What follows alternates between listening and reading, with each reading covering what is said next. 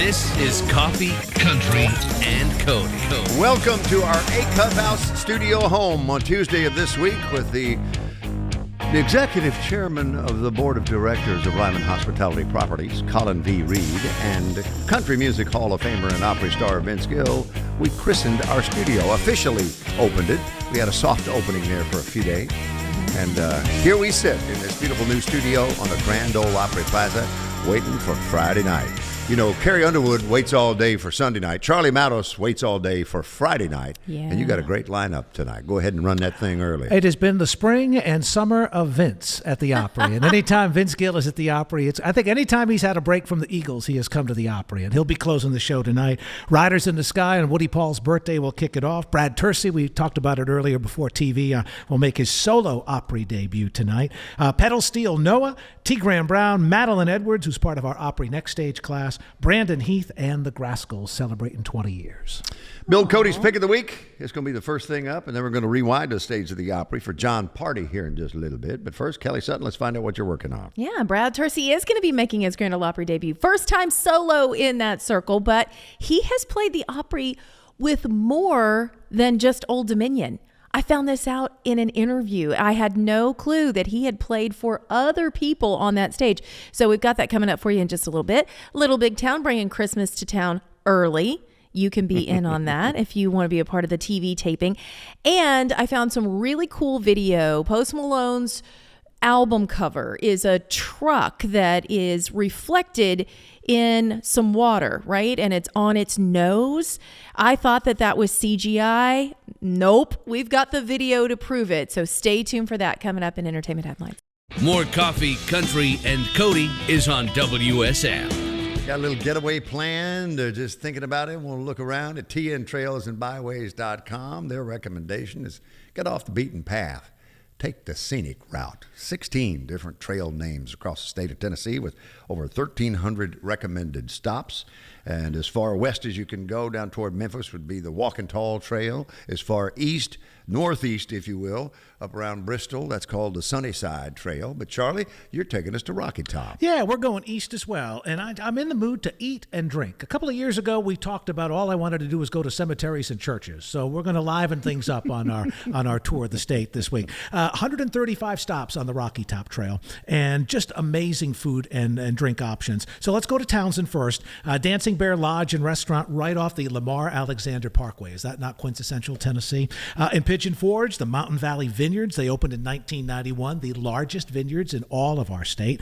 And the Applewood Farmhouse Grill in Sevierville. This was built in 1921. It was a 6-room farmhouse that's now a restaurant. It's also a working apple orchard, features a general store, a cider mill, and it's just phenomenal. And those are just a few of the 135 stops on the Rocky Top Trail. Including the Sam Houston Schoolhouse down Maryville Way. Again, tntrailsandbyways.com. Take the scenic route. With new music that's available today, Polaroid Picture, we welcome our special guest with his new album coming out. It's called 2019. Logan Crosby, good to have you on Coffee, Country, and Cody. Morning. How are you? I'm well. And you and Kelly Sutton have already connected over the fact that her husband is a Georgian, and you're from Milledgeville. I am, Milledgeville. Is it just ingrained in you that you yell "Go Dogs" when you see someone wearing a Georgia hat? Or... I always have to say it. Okay. Well, yeah, it is. It's just how we were raised. It's just, you can't fault us for it. I mean, I can. But I won't. But you leave Milledgeville and go to the University of Georgia. So, I mean, you got street cred. I did. I thought I wanted to be a lawyer. Figured out real quick I couldn't read too well, and I was like, yeah, maybe not a lawyer. So, but I know how to say "Go Dogs," so I can do that. So I'm good. I was a good student, for that reason. Right. But I was proud to know he draws the line at some point. He will not bark like a dog. Right. Yeah. No barking. Good. Thank you. Okay. That's just where I'm. Well, maybe if you're between the hedges and there's 75,000. Maybe. I mean, there's exceptions, but not on the street. I don't think. Right, So I know you're biased because you went there, but objectively, so I'm a Miami Hurricane. I went to school down in Miami, but Athens is truly one of the great college towns. Yes. I mean, top 5 easy, and a lot of people would say number 1, just because not only do you have the university and the sports, but it's such a music scene. The music is incredible in Athens. Great music. Oh, yeah. And we were talking about Georgia Theater earlier. Yeah. Played there. It's just great. I mean, that's kind of what I did in college. Played a bunch of different venues, and it was cool. It was great. It was awesome. And then home of REM back in the day. B-52s, I think, are from Athens originally. So, and Mark Wills, John Berry, who visited us many times, kind of cut their teeth in there as well. Yeah. So, what's the Georgia Theater like as an artist? Because it's a beautiful room to watch a show in. I don't even know. It's kind of like when you get in there, I can't really explain it. It kind of takes your breath away. It's super cool because you know how historic it is, and it's great, and it's always packed, and people are just ready to sing, and it's awesome. How many does it seat? I think right at 900. Yeah, just under 1,000. Yeah, just under 1,000. So it was super cool. There was a fire in there a couple years ago. They rebuilt it. It's great. I love it. I love playing there. I'd play there every night if I could. To be honest with you. So it's great. So music comes into your life singing in church, like it does for so many of us who grew up in the South. Yes, sir. Started grandmothers that didn't really give me an option that you'd get there to like, hey, you're going to sing this today. So I was like, cool. So I was 7, 8 years old singing in church. And then as I grew up, kept singing in church, bands, different things, and then got to college and started singing country music more and more. So that was the journey for me. What was the first band that you were in? Did you guys have a terrible name, I hope? I don't even think we had a name. I don't know. I think we were like the church band, like the big bands, like the youth band. I mean, so maybe they put junior on the end of it. I don't know. But that was the first band I was in. So were you playing guitar and singing, or what? I was just singing. I couldn't play guitar at the time. I learned. I was like, I got to learn how to do this at some point because I was the youngest guy in the band. They all graduated high school, moved to college, and I was like, well, you can't just sing a cappella everywhere you go, so you got to learn how to play at some point. And you did because you got a guitar at Christmas when you were, what, 4th grade, I read? 4th grade. Yeah, I didn't love it at first. It hurt my fingers. I'm like, I don't know if I want to do this. And my aunt's like, no, you got to play guitar. So I learned how to play guitar when I was in high school. It was great. And what was your first guitar? What was that Christmas guitar? Do you remember? Oh, I don't even know. It was a little guitar. I mean, probably like a learner guitar, honestly. So when did you really take to it and realize, hey, man? High school. When I was in high school.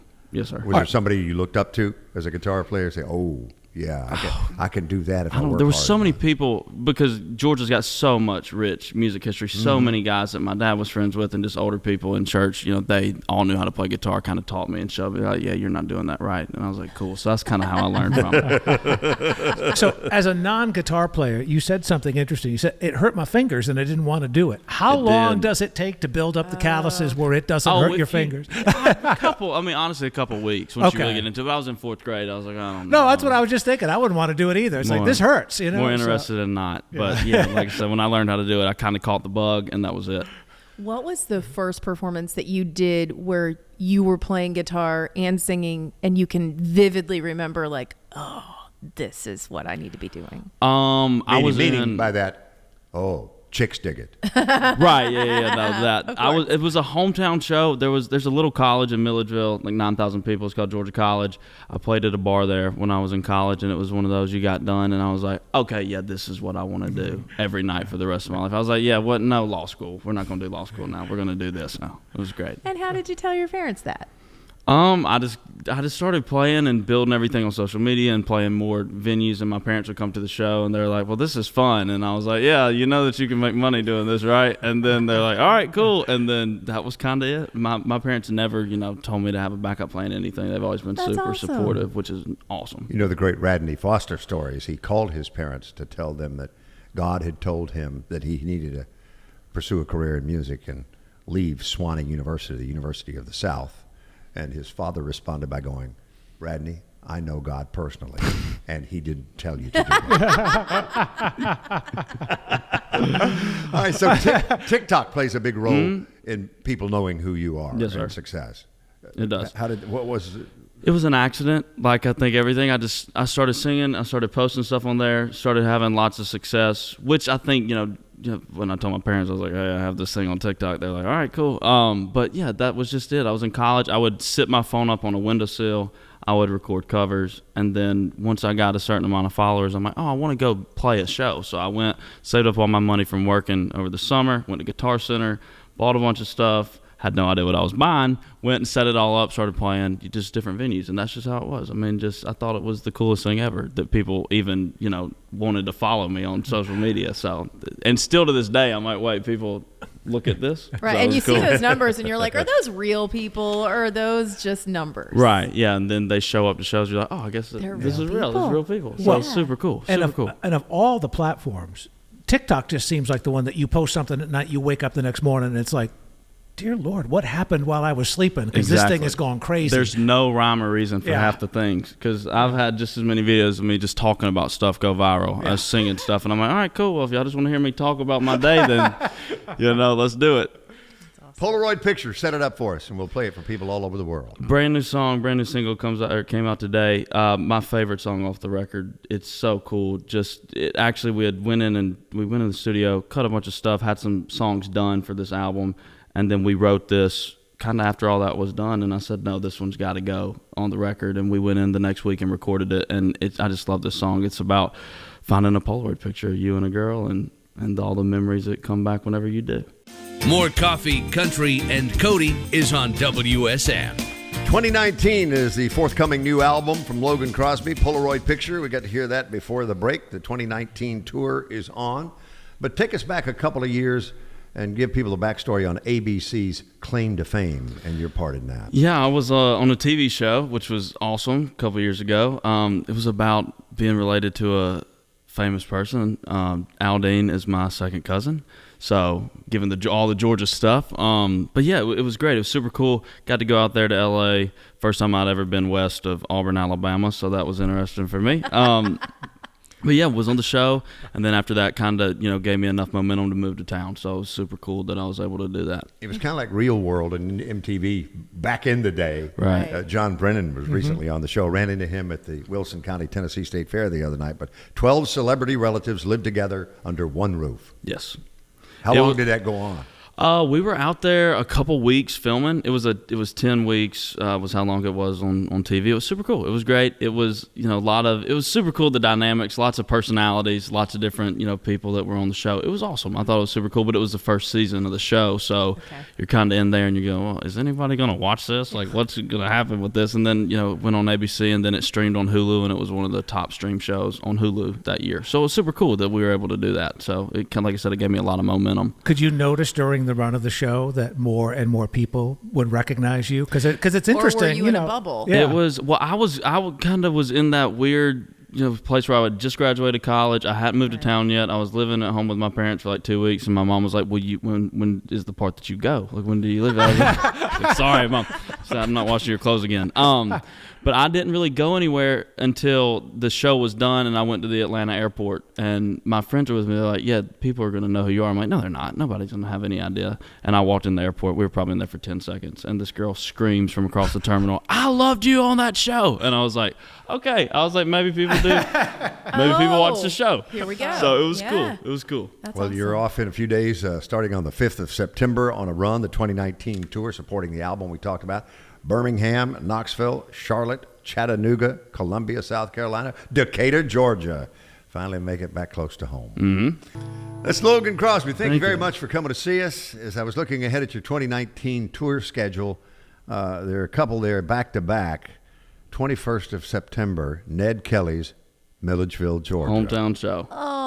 Yeah, it'll be cool. Is that the first? I mean, since the success you've enjoyed, and that's certainly the first since the release of the album. Yeah, it's the first one, so it'll be super cool. I'm ready for that show. It'll be. How many comp tickets do you get? Yeah, I was going to say, is this one you don't make any money on at all? Yeah, I've had a lot of texts, and I'm like, hey, man, it's $12. Come on now. It's not that much. And then you got a few days off, and your next gig is the Exit In, historic Yes. Elliston Place fun. here in Nashville. Nashville. That's huge, too. Yeah, that'll be fun. Night the record comes out, so it'll be kind of a party, I guess. So. Oh, man. Album release day. Everybody from Tom Petty to Billy Joel. Right. All kinds I mean, of that's folks. an amazing place. Been in there a few Exit In. times. Yeah. Seen a lot of great shows in there, but played one with Megan last year. Super cool. One of my favorite venues. So I'm excited about that one. Tennessee State Fair time, Wilson County, Tennessee State Fair. How did the banana pudding competition go? I have not entered. I just ran out of time. Can't win if you don't enter. That's true. Let's Yeah. be present to win. Yeah. But I and do you were think, talking the talk. You were talking smack on the front porch of Cracker Barrel Old I Country do think I Store. could still place. I if could I win this was getting $500, done. Bill Cody. I could have, but you know what? Unfair advantage, because I feel like maybe I could sway the vote, assuage the vote because I'm here on the air. So I didn't want to do that to people. That's not fair. but I will bring some banana pudding in sometime next week. How's that? All right, Monday. okay? Monday sounds like it. Well, Or he's you're not not here, here are you, Monday? Monday. No, but if I So thought I I would do could that. assuage a vote, I would do it every chance I get. I have no assuaging powers. Unfortunately, I found in life. So would Kamala Harris and Donald Trump. Oh, yes. We will assuage your vote. Well, we're so excited because we have a Grand Ole Opry debut tonight, and it is one of those unique times where this person has played on the Opry many times before, but never as a solo artist. We're talking about Brad Tersey. He released a solo project. It is called Parallel Love. If you haven't listened to the album, highly encourage it. It's great. So I had a chance to sit down with him yesterday, and we talked about how he approached the band to tell them, hey, I've got these songs and I just kind of want to put them out. They're not Old Dominion songs at all. They wouldn't fit. And the guys were like, yeah, go for it. They were super supportive.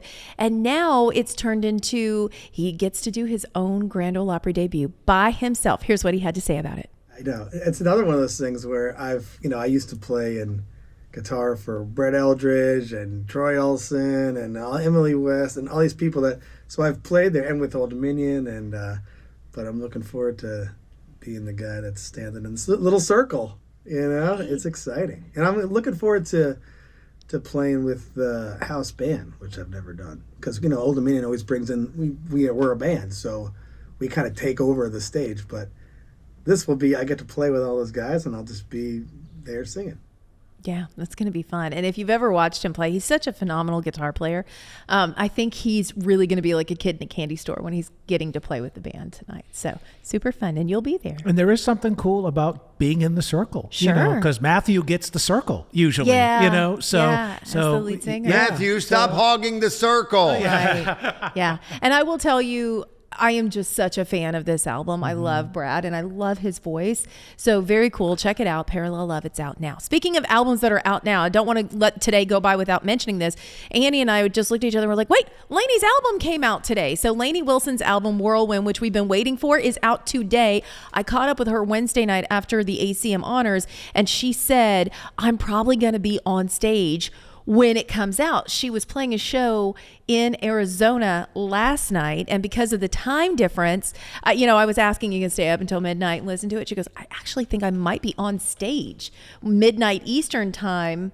I would still be on stage when I'm out here in Arizona. And I said, tell everybody to take their phones out and download the album right there. You're on stage, Lainey. Use it to your advantage. But yeah, Whirlwind is out now. Make sure you take a listen to it because it is absolutely fabulous. All right. Post Malone, he has his debut album out, right? And then he added 9 extra songs. Did you guys hear about that? Like it was F1 Trillion and then F1 Trillion Long Bed Edition. Yeah, it's almost 2 hours long now. It's great. And I've got to tell you, there is a song on the extended version on Long Bed, and it's called oh gosh, I can't think about it. I'll think of it in just a second. But it is like a Texas swing beat, and he is by himself, and it is so good. I have played it 1,000 times in my car. I don't know what the title is, but Josh Gatlin was telling me about this last night because he was saying, you will hear it and go, Bob Wills and the Texas Playboys would be proud. Yes. Yeah. Performance of this song. And if you've seen the cover art of F1 Trillion, it is a truck. I thought this was CGI. It's a truck standing on its nose, and you see the reflection of the truck. So this just looks like CGI, right? Well, guess what, friends? We got the video to prove it is not CGI. They dropped this truck in a lake, and they just videoed the entire thing. I'm showing it to you right now on Circle Country if you're watching us. They dropped it in the lake and then took a still shot of the moment where it touched its own reflection. And that is how they got the image. But it gets better. They now have the truck on display. The truck is making its own tour, and it's downtown in Nashville. So you can go see it in front of Bridgestone Arena and take pictures with it. He was at Grimey's, where it was there over the weekend too, Is and I saw him looking at the there to greet the truck. I was like, this is the funniest stunt that they have now worked into their marketing team. Brilliant idea. So definitely take a listen to all that Post Malone has to offer, especially the new 9 songs that are on there. And it wasn't Oh gosh, it was the same name of another song. So that's the one that I gravitated toward, and I can't remember what it is, but when I find it, I'll tell you. You'll love it, I promise. And I thought about you immediately. I was like, oh, Bill Cody is going to absolutely love this song. All right, one more thing I want to let you know about Little Big Town Christmas. I know it feels too early. It's going to be at Christmas, I bet. It feels too, no, it's in October. It's before Halloween. That's how we do things around here. So if you want to be a part of Little Big Town Christmas at the Opry, you can get tickets because this show is going to be taped on October the 4th. Then later on, it will be a two-hour special on NBC. So you're going to get performances from all the members of Little Big Town and then a bunch of unnamed artists that will be there. I'm sure it's going to be just jam-packed full of celebrities. But again, that's going to be taped right across the way at the Opry House, October the 4th, and then it airs later on in the season. Also, Little Big Town out on tour with Sugarland. You can get those tickets, littlebigtown.com. That is the last day, October 4th, of our 98th year. The next day, that's right, we turn 99 on October 5th. Oh, that's right. And the countdown to 100 is on. Oh, I love this. One more fun story. Talk amongst yourselves. Chick-fil-A TV. If they did it, would you watch? Because apparently that's the rumor. Chick-fil-A might be starting their own TV streaming service. They want some family-friendly programming. They've been in talks with other people that they are looking at some of the content that's already out there on Netflix and a couple other places on NBC. Monday Night Raw, stuff like that. I know. No, okay. But they are looking at that. So I don't know. The streaming game just gets wilder and wilder. This is Coffee, Country, and Cody from the A-Cup House Studio on the Grand Ole Opry Plaza. Just like you, we are headed into the weekend. Back to wrap it up on television next. More Coffee, Country, and Cody is on WSM. Hey, meet Tori Rose, who just sat down with her guitar on the historic Ryman Auditorium stage that is also the centerpiece of the Grand Ole Opry House Circle. Yeah. That's the stage you're sitting on. Are you feeling anything right now? I'm feeling very excited right now and hopefully manifesting to play at the Opry. Oh, that girl. Yeah, you can see it across the way. It's right. We're going to have a seance. Are you feeling anything now? We need to light some candles up in here. Let's let that happen. Well, welcome. It's good to meet you. It's so nice to meet you guys. I'm so happy to be here. Well, where did you grow up? It was Pennsylvania, right? Yes, I grew up a little bit south of Pittsburgh. So very much middle of nowhere, which is why I say Pittsburgh. I saw the Monongahela reference in your bio, and I thought, wow, take a lot of river.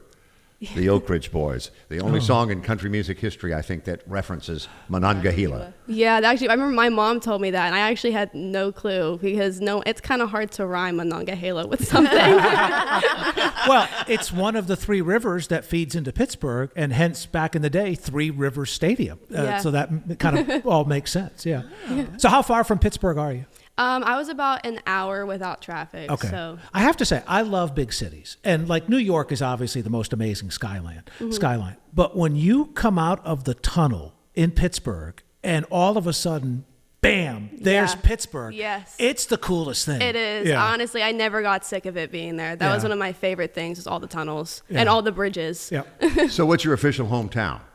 My official hometown is called Stockdale. So it's Stockdale, Pennsylvania. How big? Oh, I don't even know. It was very small. It wasn't even technically a town. It was called a borough. So I don't even know how many people, but not a lot at all. How many were in your graduating class? Well, I didn't graduate from Pennsylvania. Okay. So I moved down to Florida when I was 14. But I'm pretty sure, because my best friend still lives there. Okay. So I think it was maybe like 120 kids. Okay, yeah. Yeah, but it actually got slightly bigger because they started feeding other small towns into that school. Got it. Stockdale, Pennsylvania, 424. You're right. Yeah. Pretty small. Yeah. That's tiny. Can't stop progress. No. So when you went to Florida, where'd you land? I'm in Orlando. Oh, okay. Yeah. Yeah. Girl. I spent 3 years in the middle 80s at WHOO out on Silver Star Road in Orlando. Yeah. Great memories. I love Orlando. I will say where I'm at, it's very touristy. So there's a lot of people, but I love being in Orlando. Well, the fun thing is there are so many different places to play because you've got, of course, Disney Springs and the City Walk and all the other things that you can go be a part of. Yeah. Oh, Red. Old Red is down there, or Old Red Orlando. That's not easy to say. No, it doesn't roll off the tongue. Yeah. So did you ever have aspirations? Did you want to work at Disney World or at Not Universal? really. Okay. No. I like going there, but I don't think I could ever work there. You still have family there, though? I don't have any family in Orlando. All of my family is from Pennsylvania, except I have a great uncle in Miami, but that's about it. Right. I was just looking for a Florida discount next time. That's right. right. So that's not going to help me. Okay. Not gonna help. Yeah. But you started playing music long before you left Pennsylvania, right? Yeah, I started playing piano when I was 6. And after that, I just loved playing. So I'd participate in the school musicals and do the choir. And then I started playing ukulele and guitar. And then I started taking voice lessons when I was 14. And then after that, I really realized that that's what I wanted to do. Like, I was always good in school, but I loved performing and doing music more, which shocked everyone because I'm relatively a shy person. And so no one expected me in middle school to just go up and belt a song, but it's always what I love to do. So what was your favorite theater role? That's a good question. I didn't get to do a lot of the bigger roles just because I was in middle school at that time, but we got to do Into the Woods my first year that I got to do musicals, and that was probably my favorite one. My daughter did that last spring. She was Rapunzel, and I heard the just over and over again. So what was the first song that you performed in front of a group? So that's actually really funny. So basically in 3rd grade, we did like a 3rd grade play or musical, and it was The Wizard of Oz. Mm-hmm. But instead of having like the wizard come in, we had our mayor. And so it was called the Mayor of Charleroi, which was the school that I went to. And so each scene, they had a different girl play Dorothy. So I got to do like the very last scene and do like the whole like song at the end. I can't remember what it's called, but that was my first role. That's fun. Yeah. Is that when you knew that that's what you wanted to do? Yeah, definitely. It was weird because I was always super shy, but I just loved being up there and singing. I saw one of the big public performances you did early on when you were 12 or so played the Hard Rock in Pittsburgh. Yes, yeah. Where I used to take guitar lessons, they would get groups of kids together that also took lessons there and form them into bands. And then you got to play different rock songs, and so it was very, very fun to do that. And since you've been in Orlando, you've played Old Red there, Yes, right? I used to play there all the time. Oh, no kidding. Yeah, I would play about once or twice a week, and I actually did, when they did Battle of the Bands in 2021, I won the Battle of the Bands for Old Red. Amazing. Yeah. Do you get to eat free now? No. Well, that should have been part of the perks. Indeed, yeah. Yeah. So growing up in Pittsburgh, but now being in a Nashvilleian, do you laugh at how we all deal with winter down here and like a half inch of snow I do think it's kind of paralyzes funny. it? Yeah. Because my dad and I were up here this past February, and I think we came up like after the snowstorm that came here, and we were laughing because we just kept saying everything was shut down. It was only a few inches of snow. I was like, we'd still be going in Pennsylvania. Yeah, you'd never go to school here. Yeah. You'd always go up there. Yeah. Absolutely. This is Coffee, Country, and Cody. As we welcome you back, Tori Rose continues in studio with us from our historic Cuff House studio home on the Grand Ole Opry Plaza.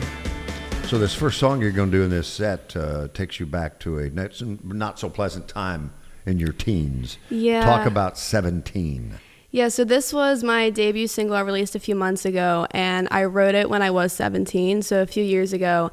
And I wrote it when I was going through a pretty tough time in my life. There's a lot of things changing, and it was good and bad things, but it was just so much at one time. And when you're 17, I mean, I'm only 19 now, but even at 17, it's just a lot more intense. And so that's what I wrote a song about, that there's so many good and bad things that happened during that time, but you just kind of have to go with the flow and be 17. So all those 17-year-olds in the audience can relate perfectly to what you're talking about, Yeah. right? Whatever their circumstances, though they may be different, Yeah. in many ways they're the same. Yeah, definitely. Well, it's worked out pretty well for Adele to title things by age. So I wish you that much success. I hope so. Thank you. Taylor Swift had a good run at it too. She did. Yeah. It's Tori Rose live on Coffee, Country, and Cody. How'd that feel? Huh? Good. I messed up a few words, but it's okay. We don't know. But they're your words. Yeah. So that's the beauty of writing the song. Yes, right? definitely. I'm curious that you chose 17 because there was a huge hit that you still hear today from 1975. I played it new on vinyl early in my radio career. Janice Ian, a noted Nashville songwriter, wrote a song called At 17, which was about that same sort of angst that you described in that song. Are you familiar with that? I'm not actually. Oh, you got it. I think someone actually just told me about that song a few days ago, but I did not know about it. The Valentines I never knew, the Friday night charades of youth were spent on one more beautiful. At 17, I learned the truth. Oh. It's in the opening line. Yeah, you got to find that. Yeah, I'm Let's definitely do going it. to have to listen to that. Janice after this. Ian. Okay. Your voice reminds me of Jewel. I was sitting here listening. I'm like, who am I picturing right now? You're just so pretty. Thank you. Beautiful. Thank you. So Bill referenced vinyl. So what was the first record or album or download you remember actually buying with your own money? Oh, probably. It was definitely a Taylor Swift album. Yeah. I was trying to think of which one. It might have actually been her debut album. It was probably like my first CD that I had. So do you get a lot of I mean, if someone hears you say, I mean, she's the obvious one to go to, I guess, right? Yeah. But it's a good thing. Yeah, it is. It's a very good thing. Yeah. Yeah, but I do get a lot of comparisons sometimes to Taylor Swift. Yeah. So where do Dolly Parton and Hank Jr. come into your life? So I grew up listening to so many different genres of music, but country was definitely like the biggest one I listened to. Yeah. And that's who I really grew up with. I grew up listening to her, Hank Williams Jr., specifically Family Tradition. That's like one song I grew up listening to. Hey, you drank? Yep. That is Tori Rose. Thank you. Where can people see you around town now that you kind of settled in? So actually tonight I'm performing at the local for the Freak Show Writers Round. And so I'm pretty excited about that. I'm just starting to get my reins around here and getting into performing. You But played the Commodore Grill, didn't you? I did, see? yes. Yeah. I played the Commodore Grill a few times. Oh, a lot of great songwriters have Yes, played that. definitely. Yeah, and when you walk in, it's like, okay, it's a holiday, it's nice. But, Yeah. but then you realize who's played it, and it's like, Yeah. oh, this is the real deal. Yeah, I'm definitely. curious, though. You mentioned when you were young and doing stuff in middle school, everybody was surprised because you're basically kind of shy. Yeah. Your songs have attitude. Yeah. Do you think the songwriting brings out that side of your personality? I definitely think so, yeah. And especially like I'm shy at first, but once you get to know me, I think I definitely lean more towards that. Where I like to think I'm a nice person, but I don't like to put up with any of the like bull crap and stuff. So yeah. She's nice, I like her. but she got a mean streak. That's what she said. That's it. I'm Tori, kind, but I'll fight you. thanks for coming to see us. Thank you so much for having Tori me. Rose on Coffee, Country, and Cody.